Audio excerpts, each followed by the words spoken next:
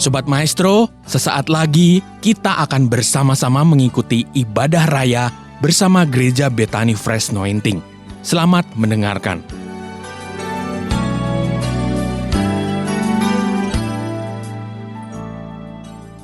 Haleluya. Kami ada, kami boleh bernafas, semua adalah kasih karunia Tuhan. Sampaikan firman-Mu. Angkat tangan ibu bapak saudara baik yang di sini maupun yang di rumah. Tuhan buka selubung yang menutupi pandangan setiap umat-Mu. Aku berdoa dalam nama Yesus supaya Yesus mewahyukan kepadamu kasih karunia-Nya dan damai sejahteranya yang berlimpah-limpah atas engkau. Turunkan roh hikmat dan wahyu untuk setiap anak-anak-Mu ini mengerti kebenaran firman-Mu. Dalam nama Tuhan Yesus yang percaya diberkati, siap sama-sama berkata amin. Boleh tepuk tangan, katakan haleluya. Shalom. Bagaimana kabar ibu bapak saudara semua? Sehat, kuat, makmur, panjang umur, awet muda, diberkati Tuhan. Amin. Silahkan duduk saudara. Shalom. Bapak ibu saudara yang dikasih Tuhan, apakah kebetulan kalau ibu bapak saudara dalam masa pandemi 18 bulan sudah hampir 2 tahun, saudara dan saya tetap sehat, masih bisa menghirup nafas, udara segar, apakah itu kebetulan? Bukan. Itu karena Tuhan menjaga saudara. Saudara, dengan empati yang mendalam, mungkin ada anggota keluarga bapak ibu saudara atau keluarga besar saudara yang mungkin dalam 2 bulan kemarin terpapar atau mungkin bahkan ada yang meninggal. Tapi yang jelas kalau saudara dan saya Tuhan izinkan masih ada, masih bernafas, melewati gelombang pertama pandemi, melewati gelombang kedua COVID varian Delta, kita masih sehat. Saya percaya Tuhan punya rencana. Maka saudara, pagi ini saya membaca sebuah berita di koran internet bahwa gelombang ketiga varian baru mulai diwaspadai. Kita baru lolos dari gelombang kedua. Ini sudah muncul varian baru, varian MU, tulisannya MU. Sudah muncul di Hong Kong, di Taiwan, Hong Kong, Jepang dan Korea. Dan pemerintah Indonesia mewaspadai. Tentunya berita ini akan membuat spirit ketakutan kembali mengalir. Tetapi Bapak Ibu, kalau Tuhan menjaga saudara, memproteksi saudara dari gelombang 1, gelombang 2, percayakan Tuhan juga memproteksi kita di apapun yang akan terjadi di depan. Memang dunia semakin tidak baik, semakin memburuk. Itu fakta karena dosa. Tetapi saudaraku, penyertaan Tuhan, penjagaan Tuhan buat kita tetaplah percaya. Amin. Nah, oleh karena itu saudaraku, pagi ini saya memberikan tema atau rema dari Tuhan, keep on fire, tetap menyala-nyala, tetap berkobar-kobar di dalam pengiringan kita kepada Tuhan. Yohanes 17 berkata, Yesus berdoa kepada Bapa, jangan ambil mereka dari dunia ini, Bapa. Untuk tujuan apa Tuhan? Yesus berdoa kepada Bapanya supaya Anda dan saya tetap ada di dunia ini. Untuk apa? Untuk melayani Tuhan, untuk beribadah kepadanya, untuk menyembah Dia. Nah, oleh karena itu Bapak Ibu, apakah ini Bapak Ibu Saudara anggap sebagai sebuah sacrifice kalau kita beribadah, kita menabur waktu, tenaga, uang? Apakah ini bentuk pengorbanan kita? Atau bentuk kita bayar harga kepada Tuhan? Atau sebagai sebuah kehormatan yang Tuhan beri? Saudaraku, cara pandang yang berbeda akan menentukan sikap yang berbeda.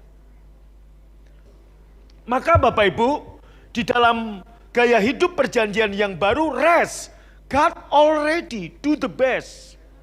Beristirahatlah, percayalah, berserahlah. Sebab Tuhan sudah melakukan, Tuhan sudah memenangkan peperangan, Tuhan sudah menyelesaikan bagi kita. Kata rest di sini bukan berarti Anda ogah-ogahan, malas-malesan hari-hari, no. Artinya apa? Percaya sepenuhnya Tuhan telah menyembuhkan, Tuhan telah memulihkan, Tuhan telah memberkati, Tuhan telah menyelamatkan kita 2000 tahun yang lalu. Saudara, kita cenderung karena apa ya, saya katakan gini, karena sudah bertahun-tahun, berabad-abad, jemaat Kristen, orang-orang Kristen terkungkung dengan perjanjian yang lama. Sehingga gaya hidupnya pun gaya hidup perjanjian yang lama. Dalam perjanjian yang lama, gaya hidup inilah yang sering dipakai. Do the best, kerjakan yang terbaik. Dan Tuhan akan menyelesaikan sisanya. And God will do the rest. Tuhan menyelesaikan sisanya. Kamu lakukan yang terbaik, Tuhan akan menyelesaikan sisanya. Sementara dalam perjanjian yang baru, gaya hidup kita bukan seperti itu. Rest, percayalah, berserahlah.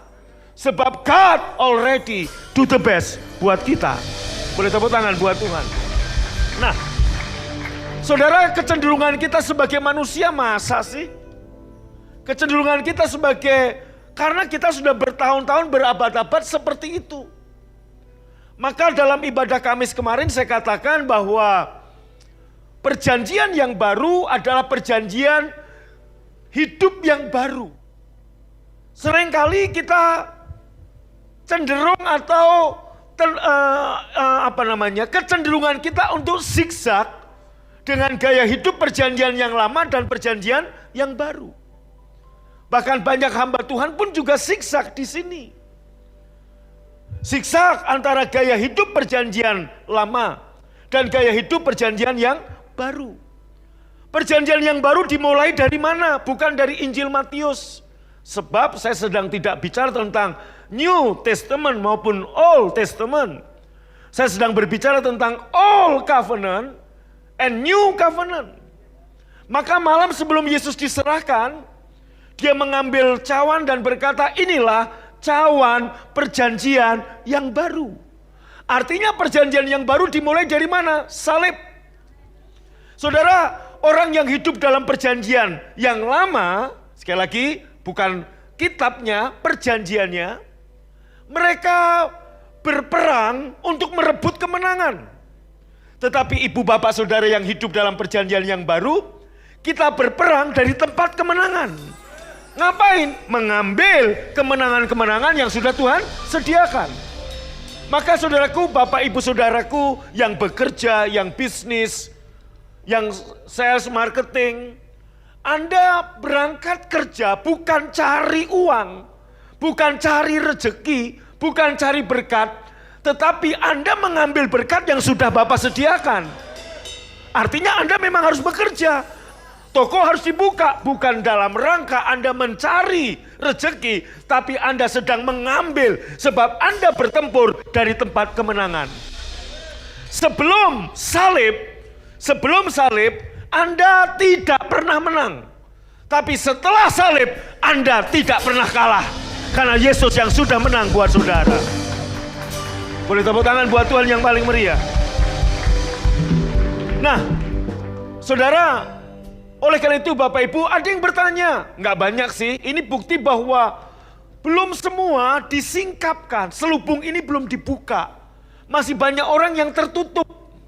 Ada yang nanya, wah kalau cara hidup perjanjian baru rest, God already do the best, ya udah kita males-malesan aja, kita leha-leha, kan Tuhan udah bekerja. No.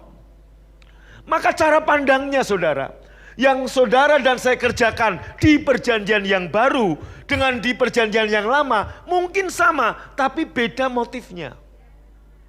Mungkin sama tapi beda motifnya.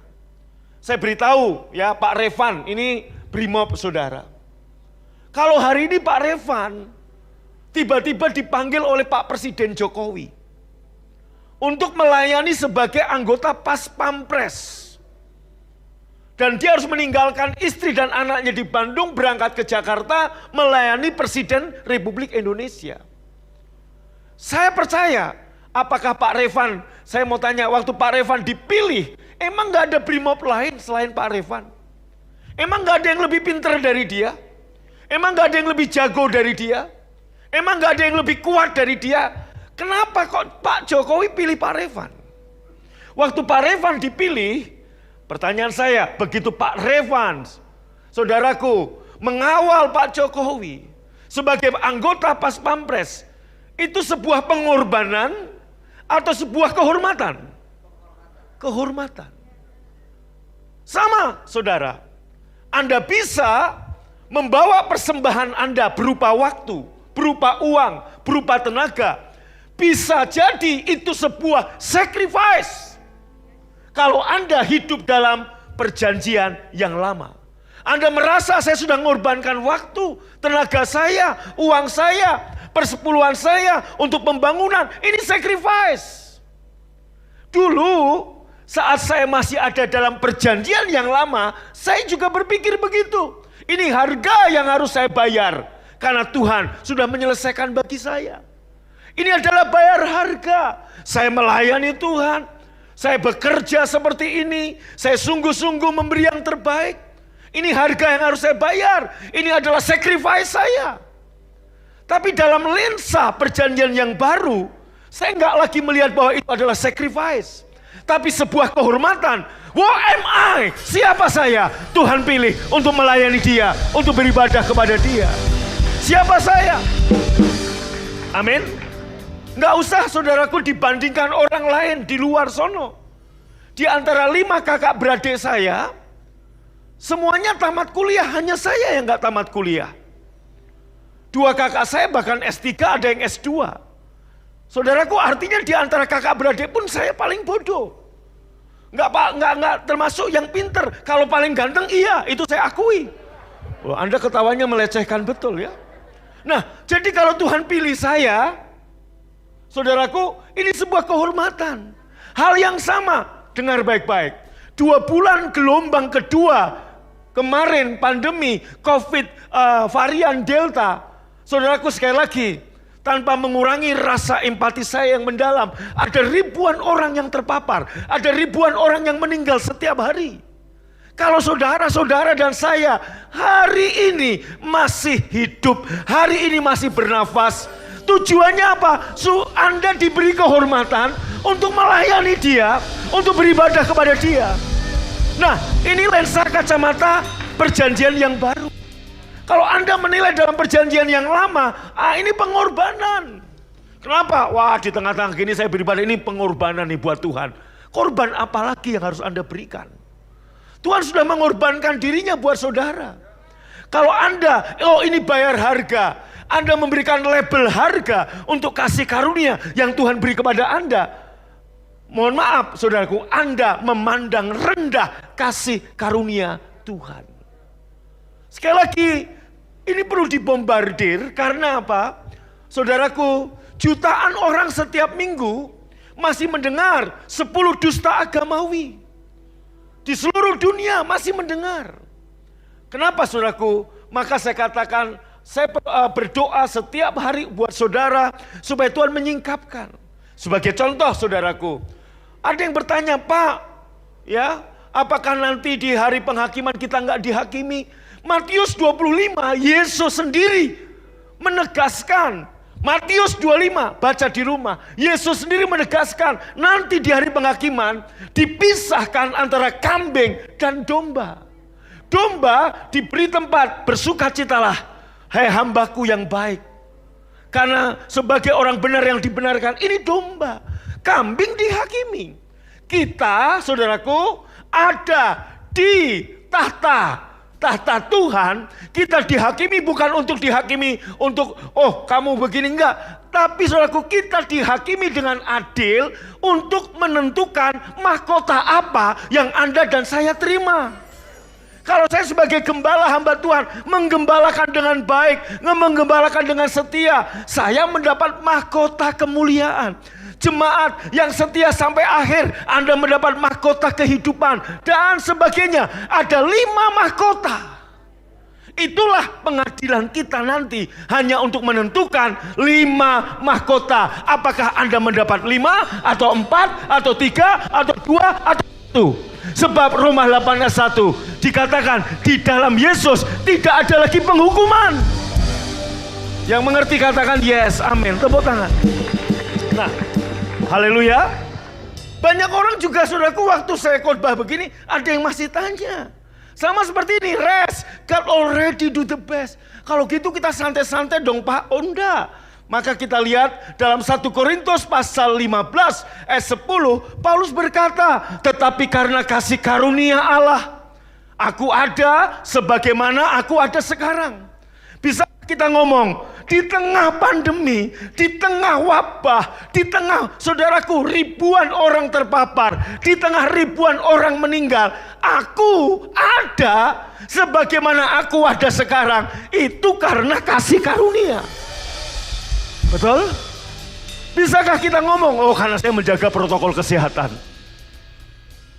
Oh bukan berarti saudara saya menyuruh Anda nggak usah jaga, tetap jaga. Maksudnya yang menjaga lebih ketat dari kita, terpapar juga banyak. Yang menjaga lebih ketat dari saudara, yang meninggal juga banyak. Yang sudah vaksin, meninggal juga ada. Jadi kalau saudara ada sebagaimana kita ada sekarang, mari angkat tangan katakan, semua karena kasih karunia Tuhan. Wow! Boleh tepuk tangan buat Tuhan, katakan yes. Amin. Nah, dan kata Paulus, kasih karunia yang dianugerahkan Allah kepadaku tidak sia-sia. Pertanyaan saya, kasih karunia yang dianugerahkan Allah kepadamu sia-sia atau tidak? Paulus diberi anugerah, dianugerahkan kasih karunia untuk apa? Dia memandang sebagai sebuah kehormatan. Maka karena Paulus memandang sebagai sebuah kehormatan, dia berkata, sebaliknya aku telah bekerja, baca sama-sama, kurang keras, lebih keras daripada 12 rasul yang lain. Tapi bukan aku, melainkan kasih karunia Allah yang menyertai aku. Bapak Ibu, lihat baik-baik. Kalau saudara bekerja 1 bulan dan Anda dapat gaji, itu diperhitungkan sebagai hak. Karena Anda kerja, Anda dapat upah, itu hak. Tapi kalau kamu nggak kerja, dikasih upah, itulah namanya grace. Itulah namanya anugerah. Itulah namanya kasih karunia. Dalam 2 tahun ini masa pandemi, banyak saudaraku perusahaan instansi yang mem-PHK karyawannya. Juga banyak perusahaan instansi yang memotong gaji karyawannya. Saudara, saya waktu beberapa minggu lalu ke Pemalang, satu hotel di Pemalang, saudaraku, satu-satunya hotel yang paling bagus. Saudara, karyawannya tinggal 75 dibagi 3 grup. Satu grup 25 orang. Dan kerjanya satu grup itu hanya 10 hari. Saudaraku, kerja 10 hari digaji setengah bulan kerja. Itu namanya hak. Tapi jika Anda bekerja setengah bulan, digaji 1 bulan, setengah bulannya itu hakmu. Setengah bulannya yang gaji penuh, itulah kasih karunia. Nah, kalau kita memandang itu kasih karunia, gimana respon kita? Sama, kalau hari ini Anda dan saya hidup, jangan berpikir ini hak, ini kasih karunia. Nah, oleh karena ini kasih karunia, gimana respon Anda terhadap kasih karunia yang Tuhan beri?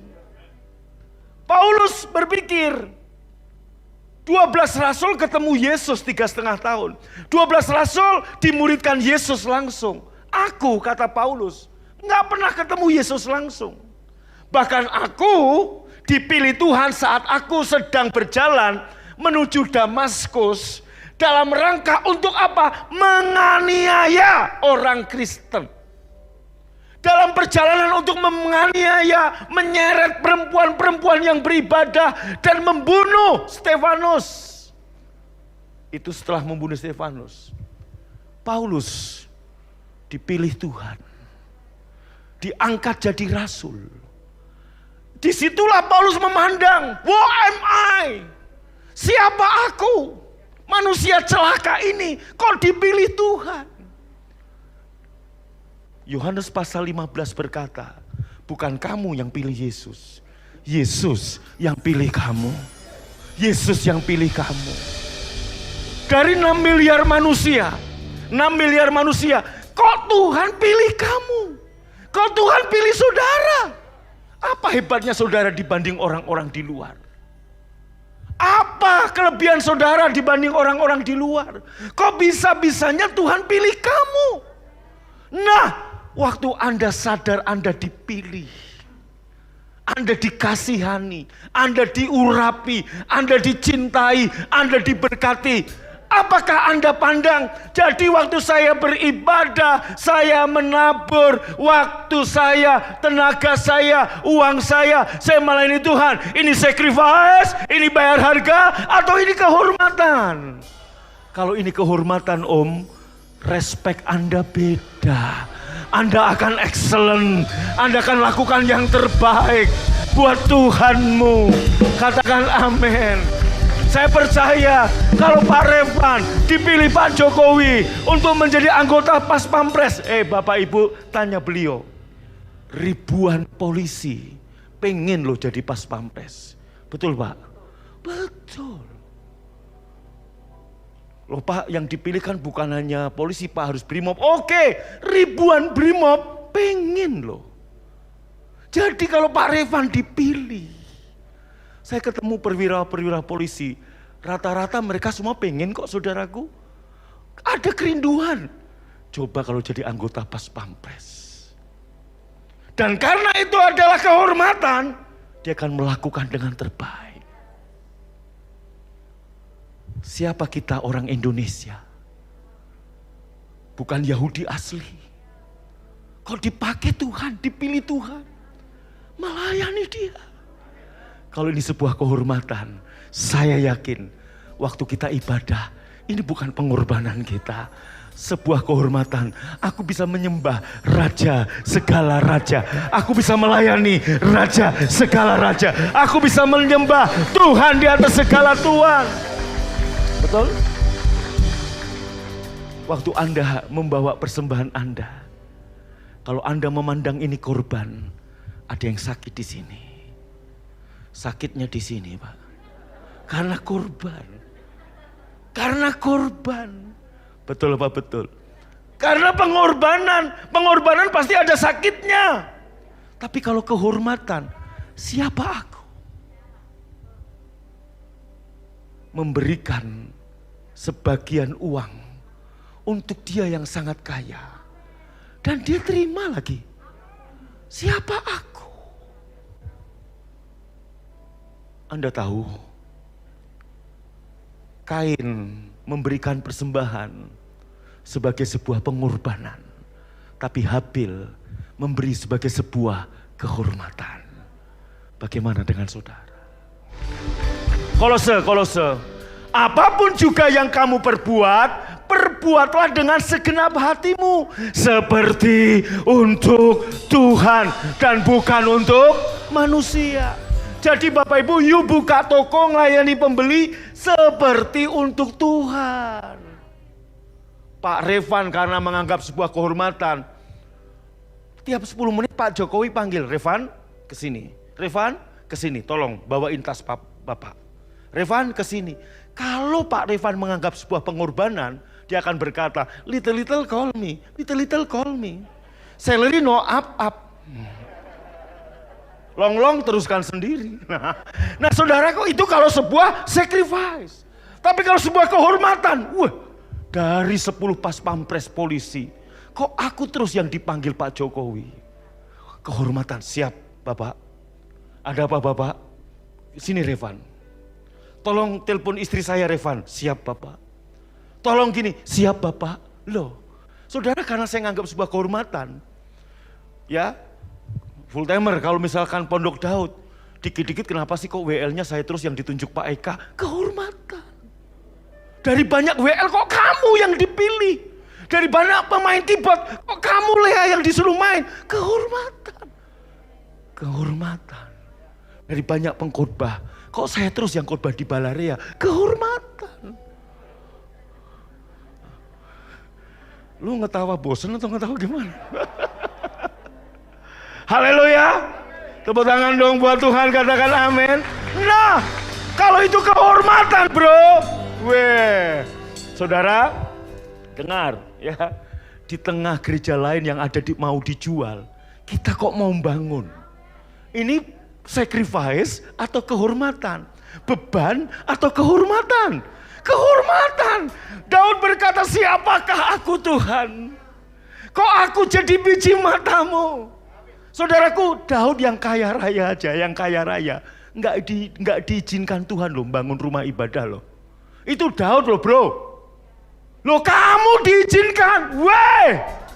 Hebat kamu mas. Wow. Kayaknya tepuk tangannya beban ini. Kalau tepuk tangan kehormatan buat Tuhan lain saudara. Oke. Nah ya saudaraku, Dodi ya. Saudaraku bungkusin baju, jualan online, Pak Hansen sambil makan teppanyaki masak teppanyaki, melayani pembeli. Kehormatan, lakukan seperti untuk Tuhan. Lakukan seperti untuk Tuhan. Anda lihat kalau saya pas KKR Zoom, berapa banyak itu saudaraku yang minta didoakan, saya doakan satu-satu. Saya sebut namanya. He knows my name. Saya panggil, emang gak capek-capek. Tapi sebuah kehormatan. Saya dipercaya Tuhan mendoakan anak-anaknya. Wow. Maka Bapak Ibu bisa lihat khotbah saya jam 7. Hari ini jam 9, nanti jam 11. Sama, saya memberi yang terbaik. Sampai keringet-keringetan begini saudaraku. Halo, oh iya. Maka hari ini apakah Anda ibadah ini bayar harga atau kehormatan? Kalau kehormatan saya percaya Anda memberi yang terbaik buat Tuhan. Tepuk tangan. Ayat berikutnya. Kamu tahu bahwa dari Tuhanlah kamu akan menerima bagian yang ditentukan bagimu sebagai upah. Pada waktu saudara, kenapa sih Daud dipromosikan Tuhan? Karena saat dia menggembalakan domba yang 2-3 ekor, dia menganggap sebuah kehormatan, dia melakukan yang terbaik. Orang seperti inilah yang dipromosikan Tuhan. Itulah upah, udah dapat kasih karunia, dapat upah. Apa? Kamu tahu bahwa dari Tuhanlah kamu akan menerima bagian yang ditentukan bagimu sebagai upah. Saya menganggap sebuah kehormatan, saya melayani ini sebagai kehormatan, saya melayani dengan kerja keras sebagai kehormatan, saya melakukan yang terbaik seperti untuk Tuhan. Nah, ada upah menanti. Bukan ini yang kita kejar, kita udah kasih karunia kok. Tapi Tuhan adalah Tuhan yang tidak pernah melupakan upah untuk saudara. Iman itu juga berkata, dia memberi upah kepada yang percaya kepadanya. Somebody shout haleluya. Tepuk tangan paling keras, katakan amin. Next saudara. Kolose 3 ayat 17 berkata, dan segala sesuatu yang kamu lakukan dengan pekerjaan atau perbuatan, yang bisnis, yang kerja, yang profesional, notaris, psikolog, dokter, pengacara, ataupun apapun wira swasta, apapun pekerjaan Anda, termasuk ibu rumah tangga. Pak, ibu rumah tangga pekerjaan? Iya. Sebab gak ada pekerjaan bapak rumah tangga, itu kehormatan buat ibu-ibu. Bu, Dengar nggak, Bu? Itu luar biasa. Kenapa Tuhan percayakan ibu-ibu yang melahirkan? Walaupun perut bisa sama besar dengan bapak-bapak. Tapi kenapa ibu-ibu yang dipercaya? Sebuah kehormatan. Kok enggak amin? Haleluya. Maka anak-anak hormati orang tuamu itu. Kenapa ibumu yang nyusui kamu? Sapi, Pak. Loh, tanda pertama tetap susu ibu. Hargai itu. Halo. Ibu-ibu langsung terus Pak. Udah cukup. Haleluya. Lakukan semuanya itu dalam nama Yesus. Sambil apa? Baca sambil apa? Mengucap syukur, jangan ngomel, jangan gerutu. Nyiapin makanan buat anak dan suami, jangan ngomel, jangan gerutu. Bapak-bapak yang bekerja untuk mengambil rezeki, mengambil duit, jangan menggerutu waktu memberikan itu kepada istrinya. Sebab suami singkatan, semua uang milik, semua uang Anda milik istri. Gua yang kerja istri, itulah namanya hidup lebih dari pemenang. Suami yang berperang, istri yang merebut kemenangan, yang mendapat kemenangan. Saya tahu ibu langsung terus Pak, cukup. Haleluya, amin. Tepuk tangannya paling meriah dong buat Tuhan, katakan haleluya. Yes. Nah, oleh karena itu saudaraku, keep on fire, menyala-nyala, melayani Tuhan, memberi yang terbaik. Roma 12 ayat 11-12 berkata demikian. Janganlah hendaknya kerajinanmu kendor. Kerajinan kita dalam hal apa? Beribadah. Kerajinan kita, kenapa? Loh, saudaraku, takut jangan, waspada harus. Nyawa kita bukan di tangan penyakit, bukan di tangan COVID. Nyawa kita di tangan Tuhan. Halo? Jangan sampai suasana pandemi ini membuat kerajinanmu kendor. Seolah-olah sepertinya nyawamu itu di tangan COVID. No, nyawa saudara di tangan Tuhan. Katakan amin. Oleh karena itu jangan kerajinanmu kendor. Anda dan saya diselamatkan karena kasih karunia. Anda dan saya juga dijaga oleh kasih karunia. Katakan amin. Percayakan, berserah, rest. Artinya berserah, percaya. Maka perbuatan apa sih yang paling dikehendaki Tuhan dari umatnya? Percaya. Orang Yahudi tanya, gue bikin apa biar Tuhan senang? Percaya kepadaku. Maka kemudian nanti pada saat Yesus datang ke dunia, apa yang dicari Yesus? Iman. Tuh perumpamaan hakim yang lalim. Iman. Apakah kamu percaya dia Mesias? Apakah kamu percaya dia sudah menyelesaikan bagimu? Maka rest, God already do the best. Tepuk tangan, katakan amin. Yes. Janganlah hendaknya kerajinanmu kendor. Biarlah rohmu menyala-nyala. Untuk apa? Melayani Tuhan itu beribadah. Ini loh, kenapa sih Tuhan izinkan, Tuhan biarkan saudara dan saya masih hidup? Halo? Supaya Anda melayani Dia. Jangan kendor kerajinan. Jangan kendor. Kenapa? Saudaraku, kalau Anda masih mau menunggu gak ada penyakit, itu langit baru, bumi baru. Saya ulangi lagi. Halo? Kalau dunia bebas dari penyakit, itu nanti langit baru, bumi baru.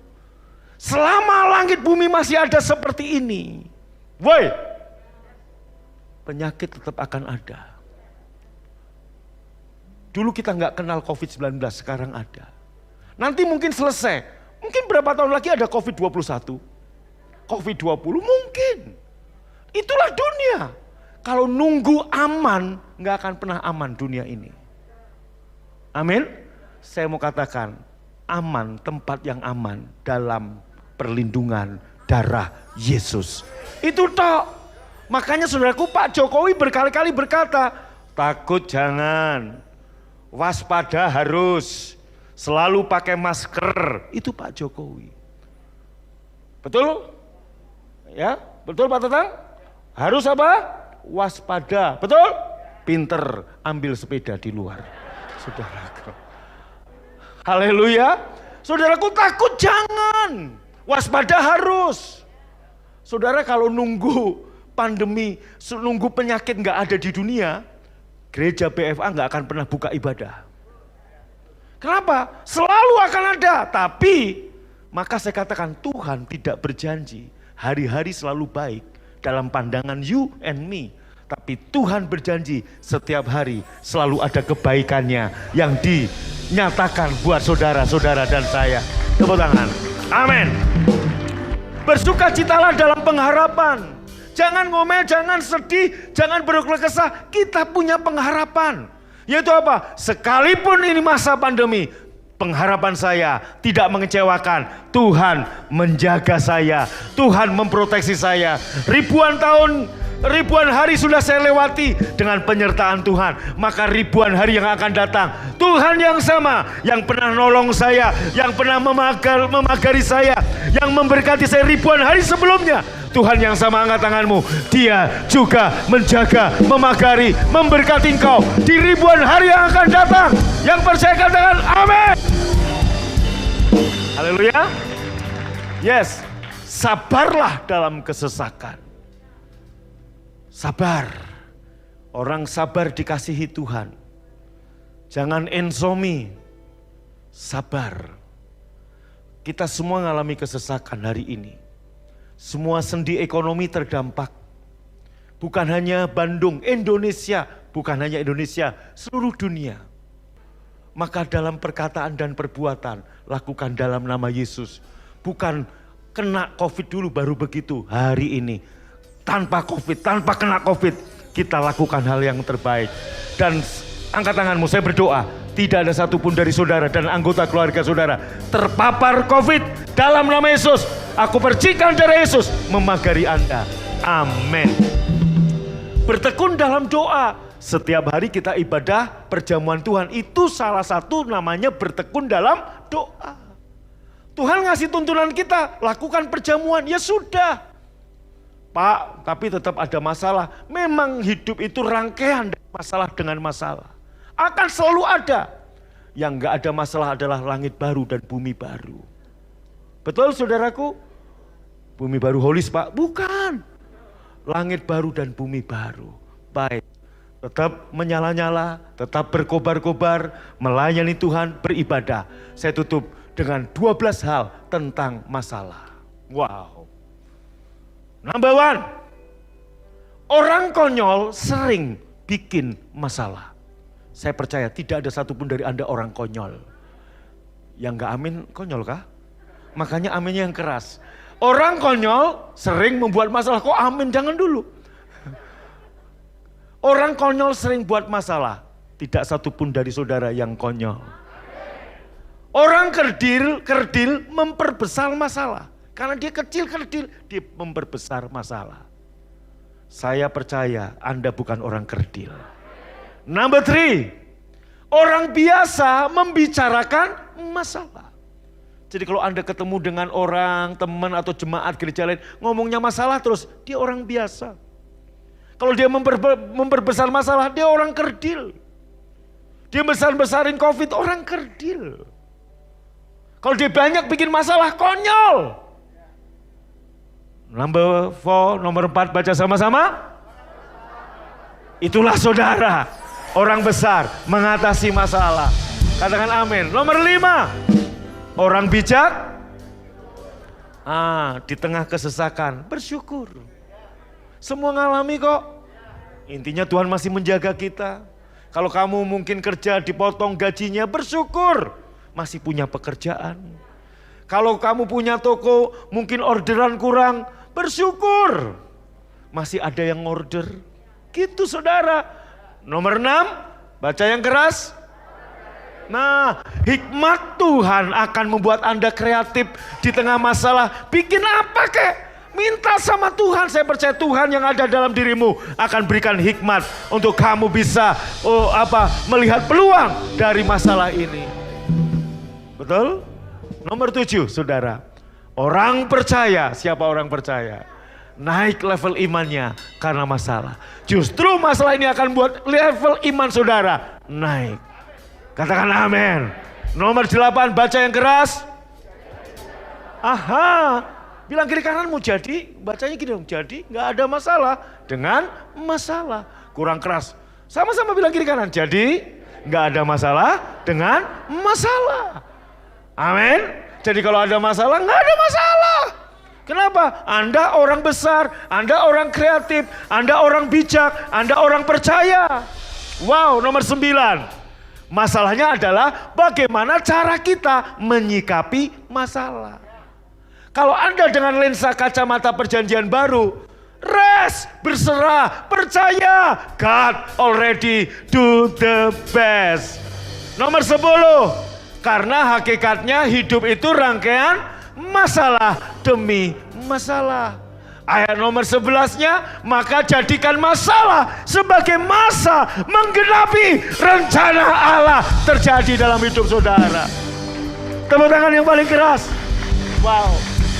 Dan yang terakhir nomor 12, di balik masalah pasti ada jalan keluar dan kemenangan. Bangkit berdiri. Ku bersyukur Bapa, ku bersyukur Tuhan. Angkat tanganmu buat kasih setiamu di dalam hidup.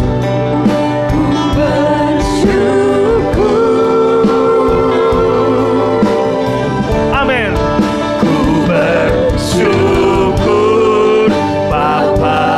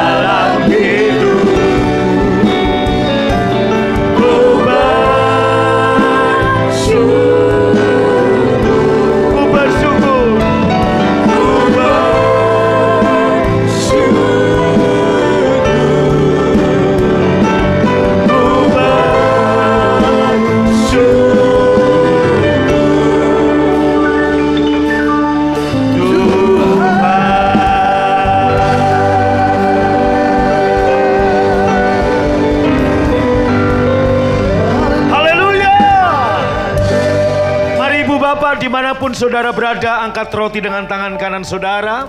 Tuhan menyediakan perjamuannya untuk kesehatanmu, untuk kesembuhanmu, untuk pemulihanmu, untuk kemenanganmu, untuk kemakmuranmu, untuk kekuatanmu. Inilah hidangan yang sudah Bapa sediakan bagimu. Bukankah roti yang kita pecah-pecahkan ini adalah persekutuan dengan tubuh Tuhan Yesus? Yang percaya ambil dan makan dalam nama Yesus.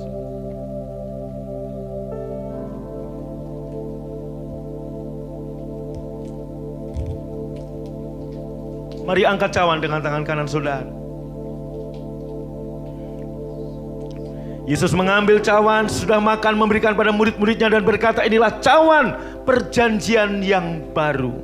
Inilah cawan kasih karunia, inilah darah Yesus yang ditumpahkan untuk pengampunan dosa-dosa kita. Engkau yang percaya di darah Yesus, ambil dan minum dengan hormat dalam nama Tuhan Yesus. Haleluya.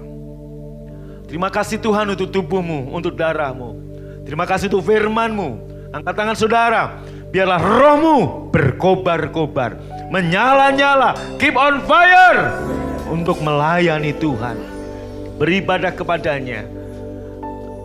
Semua adalah kasih karunia, maka yang Anda dan saya lakukan, baik taburan waktu, tenaga, uang, semua adalah kehormatan. Inilah kacamata kasih karunia, bukan sacrifice, bukan bayar harga, tapi kehormatan yang Tuhan beri buat saudara dan saya. Terima kasih, berkati semua tangan yang memberi, yang menabur, baik yang di rumah maupun yang di balarea. Dan sebelum kami pulang, kami terima berkat Tuhan. Pulanglah dengan selamat, tidak kurang satu apapun. Terimalah kasih karunia dan damai sejahtera dari Allah Bapa kita, cinta kasih dari Tuhan Yesus, persekutuan yang manis Roh Kudus menyertai memberkati saudara. Dari sekarang sampai selama-lamanya, Tuhan Yesus memberkati kita semua yang percaya dan diberkati. Sama-sama dengan lantang berkata, amin.